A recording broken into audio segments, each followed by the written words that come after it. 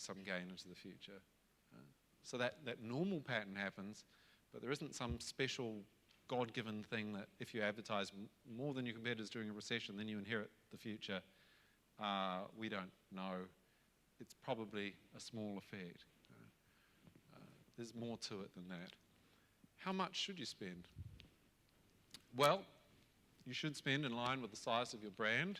Although bigger brands don't have to spend quite so much. If you're a smaller brand, you have to spend. If you're a 1% brand, you have to spend more than 1% share of voice. If you're a 30% brand, you don't have to spend 30% share of voice. There are economies of scale.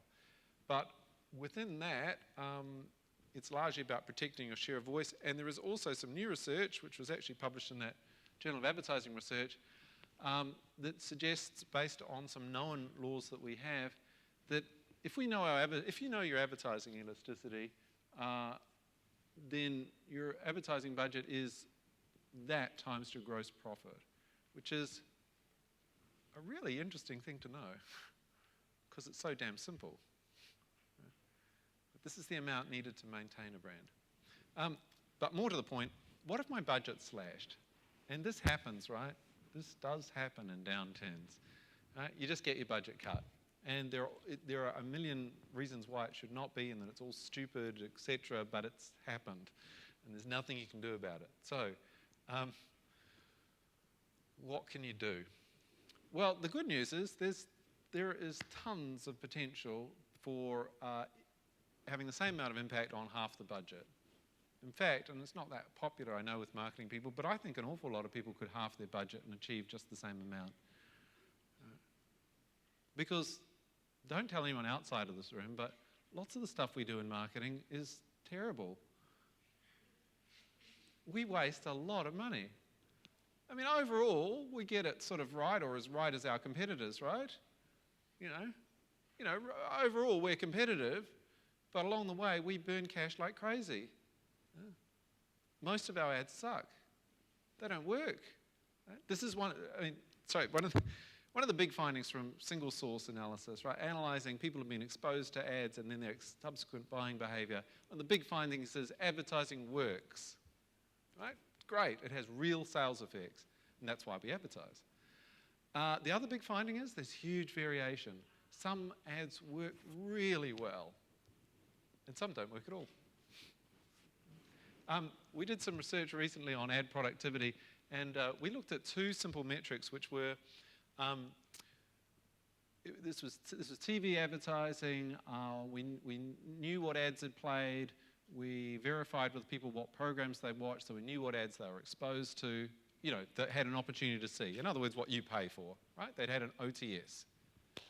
And we asked them, we described an ad, right? So we described the ad completely. So say they saw an ad where, I don't know, a family goes to a picnic at the beach and then there's some dirt bikes running around and one of them crashes into the family table, right? We describe that and we say, did you see that ad? And what portion of people who had the opportunity to see said, yeah, I saw that ad. Remember, people have phenomenal powers of recognition. This is a recognition question, not a recall. About 40% on average. About 40% of people said yes. In other words, about 40% of people probably really saw the ad, and about 60% were watching another channel, left the room, hitting their sister, doing all the sorts of things that normal consumers do. Right? We then asked one more question, because for an ad to work, you have to notice it, and you have to notice what brand it's for, right? For the ad to work for you. So we asked them what brand was it for, and what proportion of the people who noticed the ad could name the brand correctly? About 40%, yeah. And 40% times 40% is 16%, or put another way, 84% of ad exposures went poof, right? Money down the drain. And this is not new. This has been going on for decades. It's not a TV issue. This is for have you ever seen someone reading a magazine and how much attention they are paying to those ads? Yeah. Flick, flick, flick, flick, flick. Seen people reading it. I love the full double page ads in newspapers. You see how people read those? They start to open, see it's an ad, and they move to the next page. This is normal consumer behaviour. But what it means is that there is tremendous room for improvement. Right? Some of those ads didn't get 40% recognition. They got like 90% recognition and like 90% correct branding. Those are dollars working just so much harder than some of the other ads. So there's plenty of potential for improving our ads. We need ads that are clearly branded. We need ads that people will actually watch again and again. In a recession, if your budget's cut, a great way is to reinvest in campaigns that work. Why do marketers never use old campaigns that they know tracked really well? And instead, they put money on the gambling table and give the ad agency a chance to come up with something new that probably has about 1 in 10 chance of being half as good as an ad they know worked. It's a rhetorical. I asked this question. Where was I? Kellogg's. I asked this question, and some wit in the audience went, you know why, don't you? No marketing director is ever going to come in and run the ads from the previous marketing director. But we should. And if your budget's cut and you're half, well, one of the most crucial things if your budget is cut is to stop spending on creation and preserve as much as your media spend as possible. Consumers only see the stuff that you actually put out there. They don't see your costs of making stuff. So if you think your budget is temporarily trimmed for a year, massively slash your production costs, not your media costs. I mean, it's just common sense, isn't it?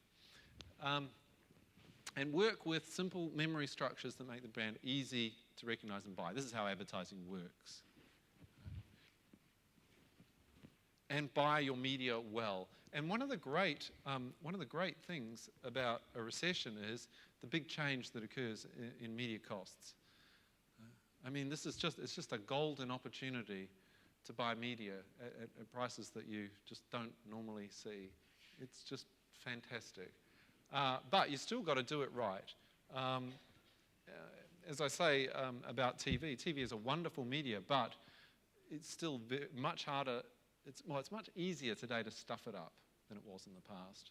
I grew up in New Zealand where I think as a child there was like one TV channel. You could not stuff up TV advertising, could you? Well, you could spend too much money, but you couldn't not reach your consumers. But today it's a much more fragmented world. You really can muck it up. You can buy tons of frequency and not get any reach.